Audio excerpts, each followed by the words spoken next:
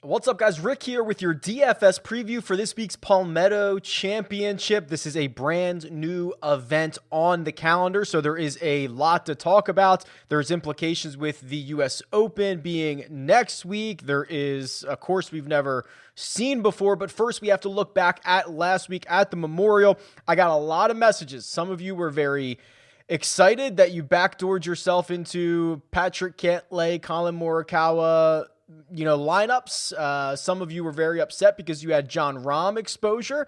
I get it. Unfortunate situation for sure. Even with the Jon Rahm WD, there were some exciting winners that I want to point out. First of all, Jay Money, congratulations. Said he used the live leaderboard, which is a free tool that I offer on RickRunGood.com, turned his $5 showdown entry into $750 because he finished second in a single round contest. And then this one might be my favorite one in quite some time. James Morrison. So he actually won access to the tools through a YouTube comment or through a podcast comment. Said he used the free tools, ended up becoming a subscriber, and used them to turn $87 into $1,800. Did really well in the birdie, so congratulations to James. All of the tools, if you have not signed up for my site, RickRunGood.com, it's where all the tools are that I offer and that I show you each and every week. And if you want to be entered into a draw to win a subscription like James did, there's two ways to do it. If you're here on YouTube, make sure that you are subscribed to the channel, you like the video, and comment below with who is going to win the Palmetto Championship. The other way, leave a 5-star rating and review on the iTunes, on the podcast version of this show. I'll link it in the description. Say something nice about the show. Leave me your Twitter handle so I can get in touch with you. And winners from last week include Todd Whitman, and Pepster 2017. I've reached out to you, Todd. Pepster, I could not find you. So reach out to me or else I'll draw somebody else. Let me know and I'll get you guys all set up with those, with access to the tools. A couple of other things. Again, sign up for RickRunGood.com. If you are not playing JockMKT yet, this is Stock Market DFS. I'm stoked about it. We have a live show Wednesday evenings. They just upped the deposit bonus. It is now $50. Use the code RICK50 for a $50 deposit bonus when you sign up for JockMKT. You only have to put $20 in. You get a $50 deposit bonus. I'm no mathematician. That's a pretty good deal. So you want to go ahead and do that. Get your feet wet this week before the U.S. Open, which is going to be absolutely wild stuff next week as well. I believe that's it for my housekeeping items off the top. So let's jump into this week's DFS preview. All right, let's start with the course and the new event. This is your one-off, your one-year replacement for the RBC Canadian Open. Actually, I guess there's been 2 years of replacements for the RBC Canadian. Last year's was the Workday Charity Open. This year's is the Palmetto Championship, and it's being held at Congaree, which is a very exclusive, relatively new course in South Carolina. It only opened up in 2017. It's a Tom Fazio design, and it's a big boy course. The official scorecard lists this thing at 7,655 yards, playing to a par 71. The front nine is an animal. 8 and 9 alone playing over 500 yards as par 4. So certainly distance is going to be important. But if you're looking for comps, what can we consider here? I believe that Royal Melbourne is probably the best comp, or as our Australian friends would say, Royal Melbourne would be the proper way to pronounce that. To me, it is not only because of what you hear the designers say. They designed this after the Australian sand belt courses, but also just kind of looking at it. There's no rough on this course. In fact, there is only one length of grass in its entirety. It's fairway, and if you miss the fairway, you're kind of in these sandy native areas, right? Kind of what we saw at Kiowa as well. So you are having to either play out of the fairway or playing out of sand, essentially. And that was the design feature. And if you go and you look at some of the overheads of this course, Congaree and Royal Melbourne, you you might not be able to tell the difference. I mean, the clustering of the trees, the clustering of kind of the sandy areas or the bunkers is very similar. And they want this to play firm and fast. That's the idea. That's the design. That's the way this was intended to play. And that's what you see in Australia. Now, Alistair McKenzie he was the architect for Royal Melbourne. And that is probably why you're going to hear comps around Augusta National, because there's not really any rough at Augusta National. It's another Alistair McKenzie design.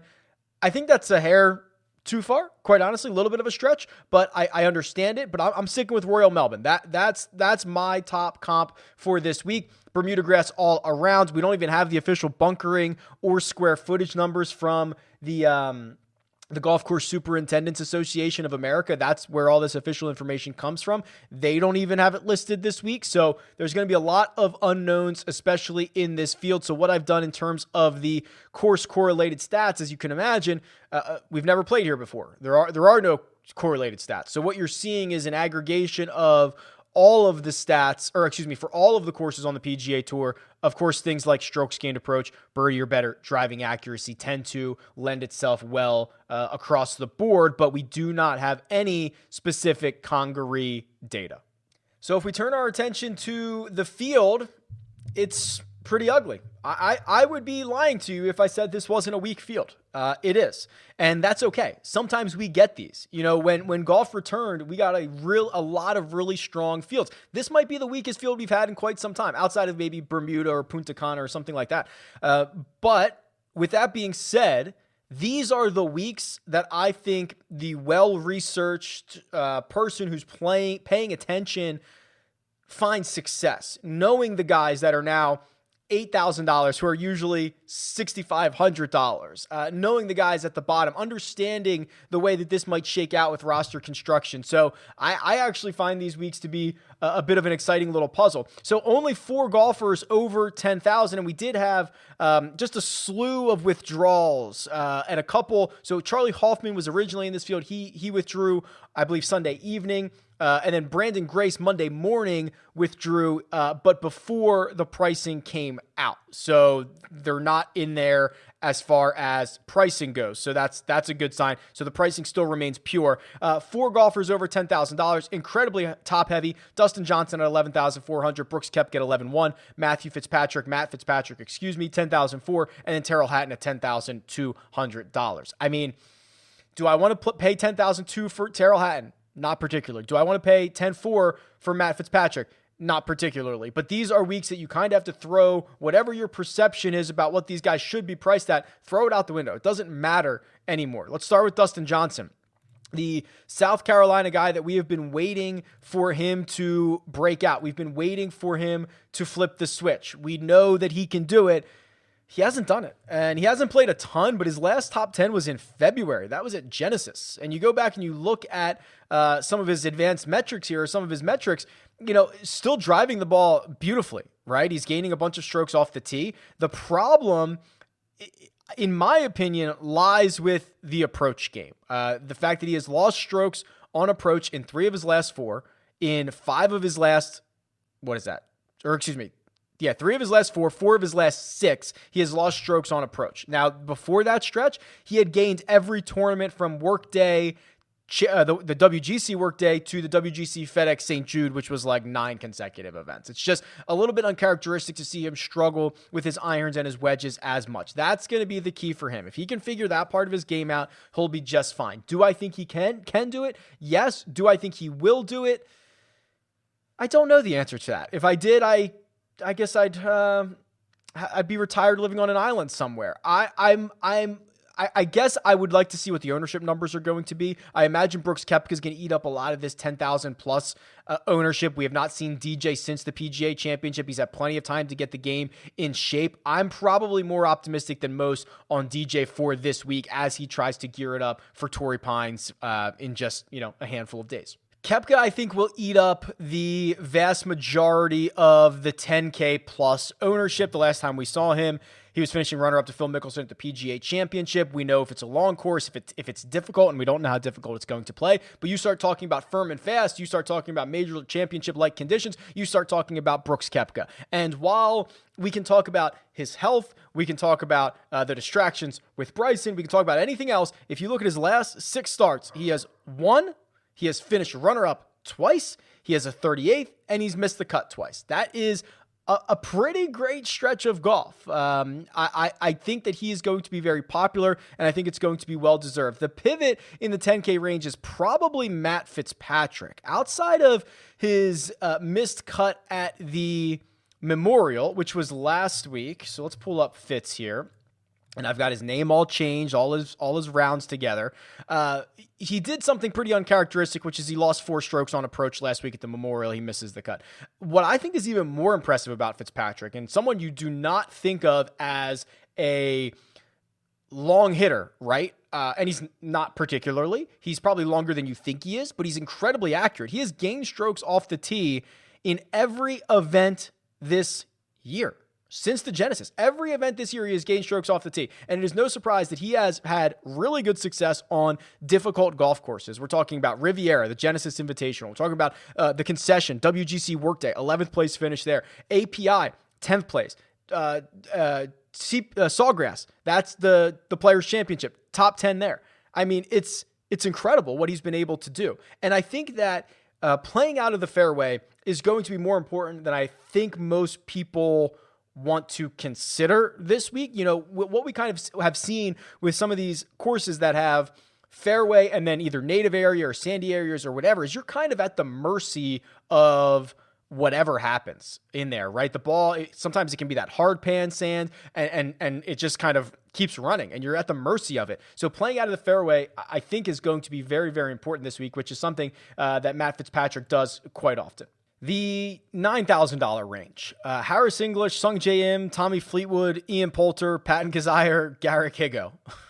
There you go. There's your $9,000 range. I'm probably I'm likely going to be more bullish on Sung J M than most. It is very clear he has not played as well as we would like to have seen recently. Good news is he's been okay off the tee.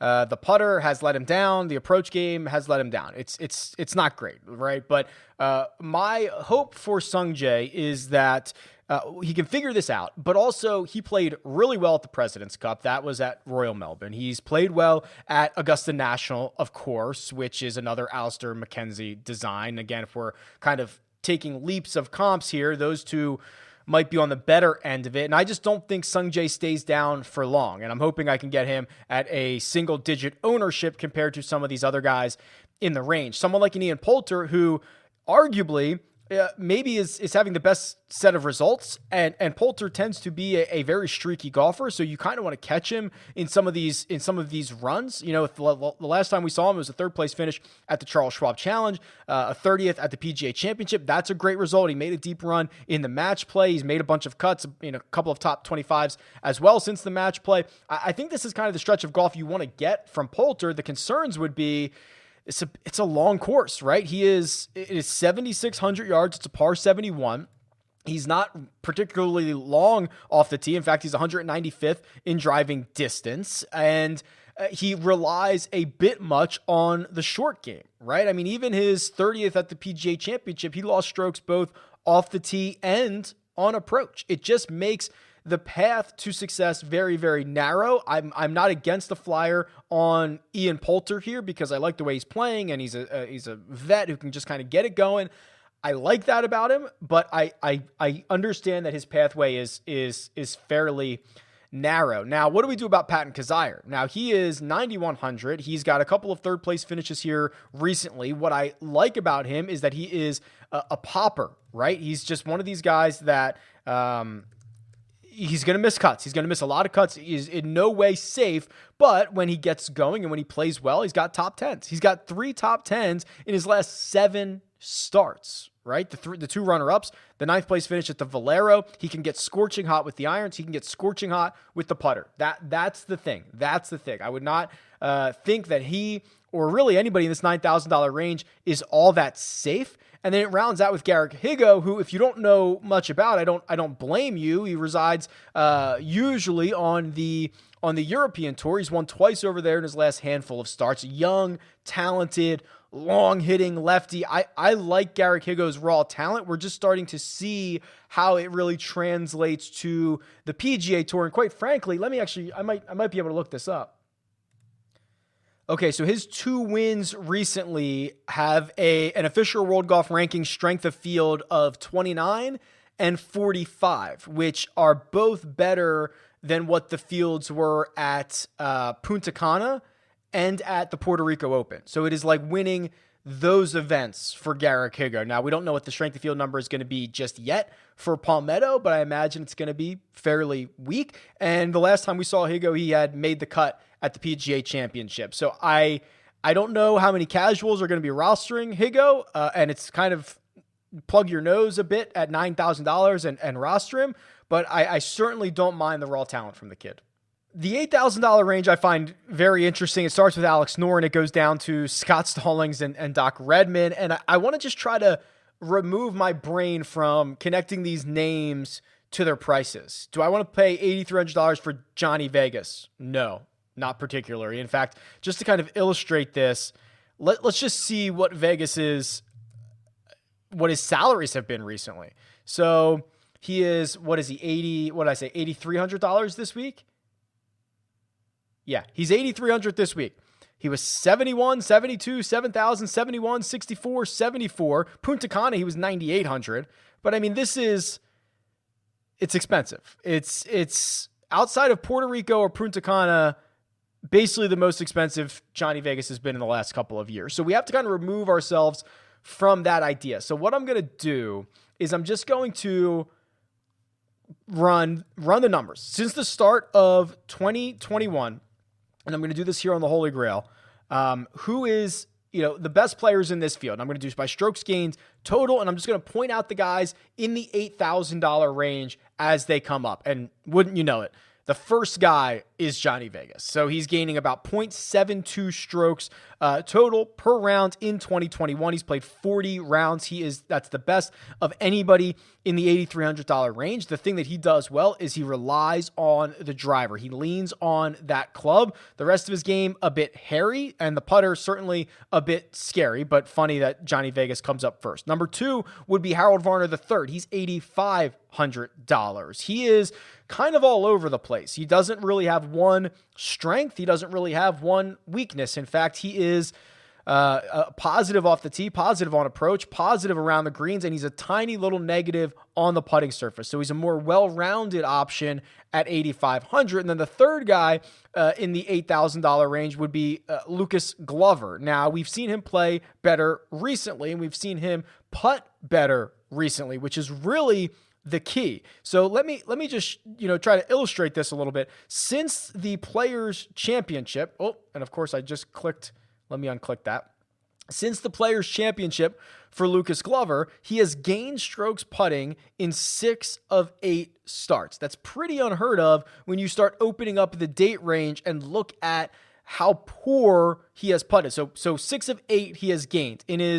Before that stretch, he lost strokes putting in 2, 3, 4, 5, 6, 7, 8 consecutive events. So quite the flip for Lucas Glover. And he's one of the few guys who has played this course at least enough. There were some really good comments that he made. He said, I think he described it as a little linksy. I think he described it as like one of these sandbelt courses. Oh, he said it is Seminole fast Bermuda greens is the way that he described them. So he's got a little bit of more knowledge than most, and he has flipped the script with the putter. Expect him to be fairly popular this week at $8,600.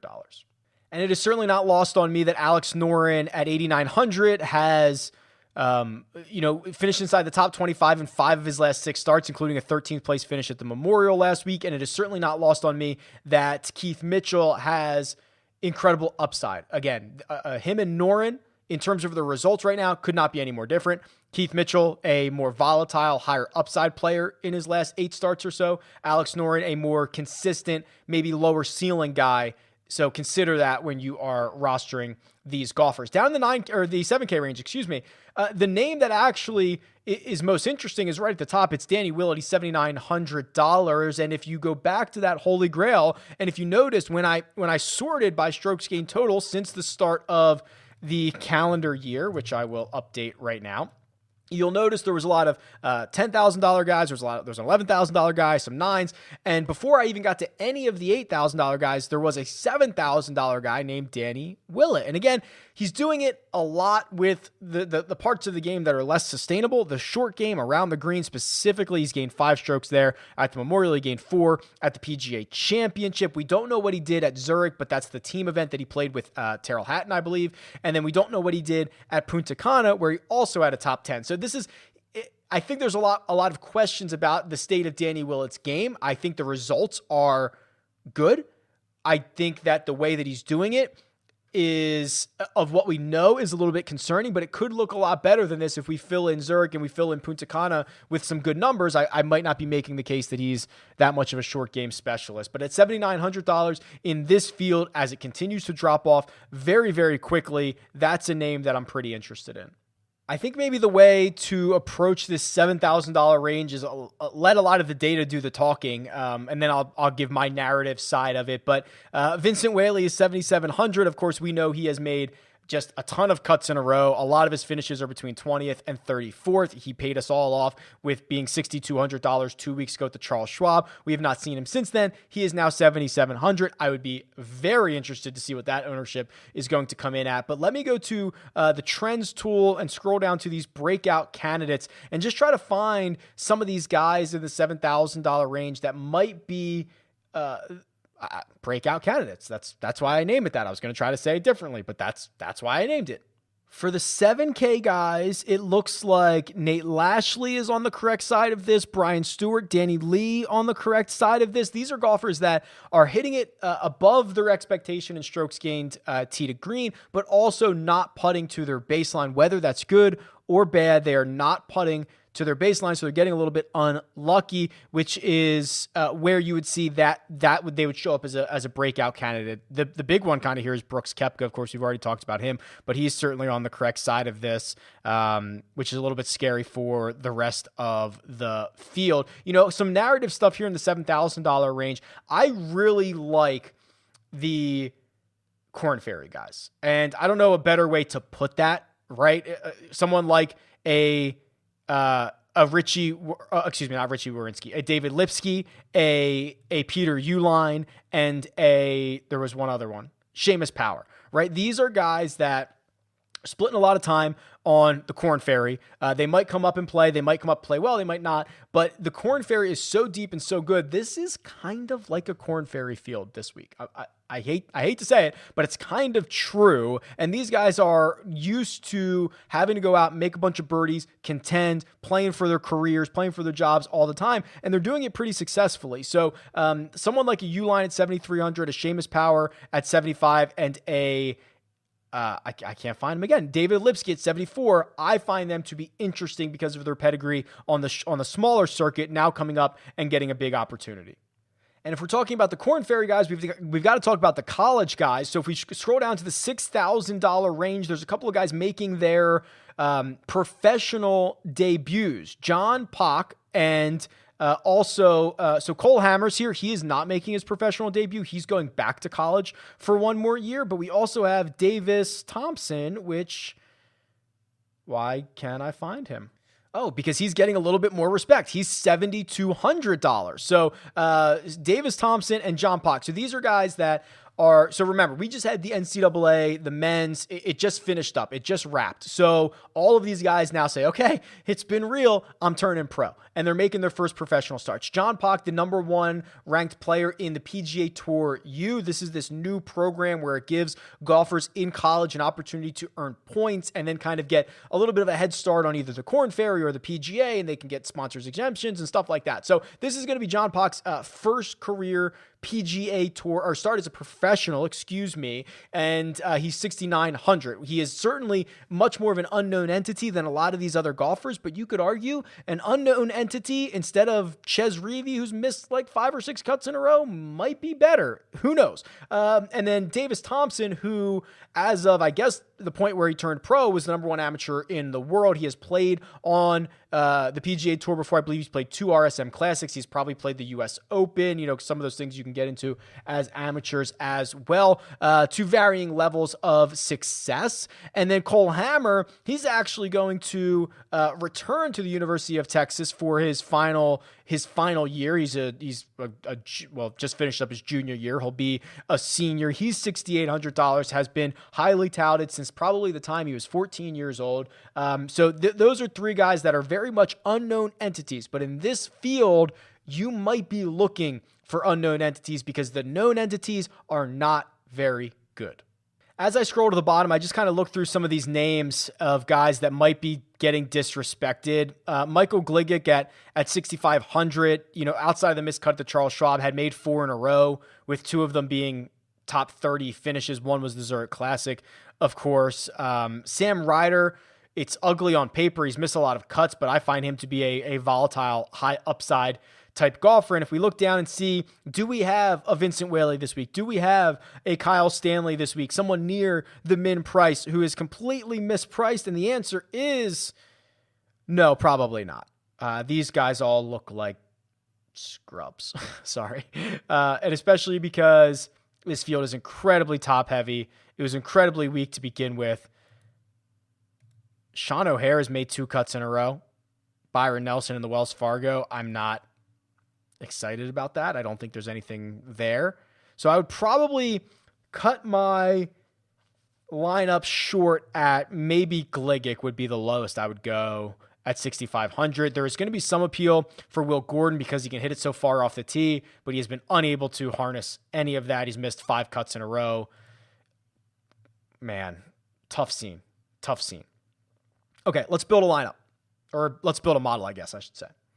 This is the lineup builder at RickRunGood.com, which replaced the old custom model. The old custom model still exists, but it won't for long because we are very close to taking this out of beta. There's going to be some more stats added. There's going to be a couple things that we're going to tweak, and then I'm probably going to discontinue that custom model. And this lineup builder, which is essentially a custom model that lets you build lineups, will take its place. So many cool things to come. So let's do this. I've been enjoying and I've been finding success with the last 24 rounds. And I don't really know what Congaree is going to take, but here are my guesses.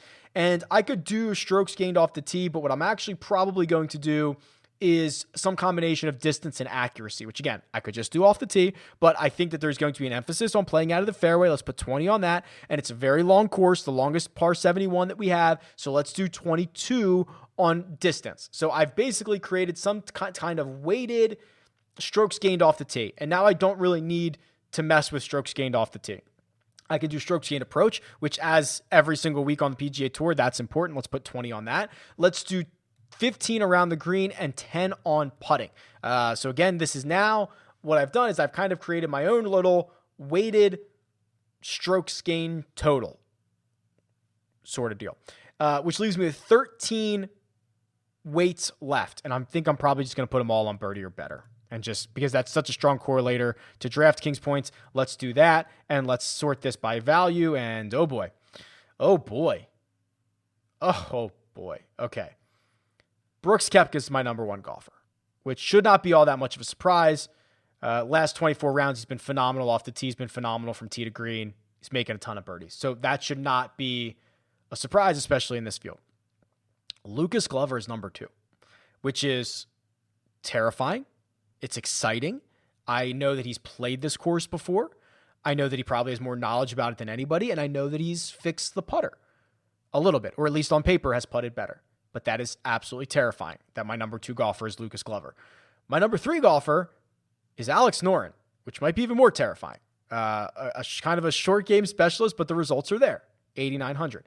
Then I have Harold Varner III and Harris English at 4 and 5. I basically skipped over Harris English because I wasn't I wasn't excited one way or another. I thought he was fairly priced in this field at 9,900 since his win at the Tournament of Champions. He hasn't played all that well. I think we're starting to see him turn the corner a little bit, but I would like to see the ball striking numbers be better for Harris English. What he has going for him is he's been accurate, or more accurate than some of these other guys off the tee in the last 24 rounds. And then Danny Willett. I'm actually pretty impressed by this. Danny Willett was a guy that I kind of seeked out because I was watching him play well over the course of the last couple of weeks. I saw that he was only $7,900 in this field, and I like that he is now showing up on the model as well. Then my guys round out with Hatton, Pat Perez, which is stunning, DJ, and Vincent Whaley. Vincent Whaley actually ranks higher than Matt Fitzpatrick in this model, which is nuts. But what Vincent Whaley has done is he's made a lot of birdies. He has been basically a plus across the board. He's been good in the short game, which I gave a little bit of credence to, and he is longer than some of these guys like Ben Martin or Sung J M or Brant Snedeker. So very, very interesting. And what I like about this model and the way you do the weighting system is it's really only looking at this field, right? It's taking into account the strength of this field, and it's saying who are the best guys in this field. So you get names like Pat Perez, Vincent Whaley, Matthew Neesmith that might be a little bit scary, but that's what we're dealing with this week. So it's kind of where we're at. All right, I think that'll do it. Your DFS preview for this week's Palmetto Championship at Congaree should be fun. I don't know what to expect. I think the course is going to look really good on television, and I think a really weird lineup is going to win all the money this week. When Alex Noren and Lucas Glover win me $200K, I'll be very stoked. Let me know what you think. Tweet me at RickRunGood. Leave a comment below. Best of luck this week, and I will talk to you guys soon.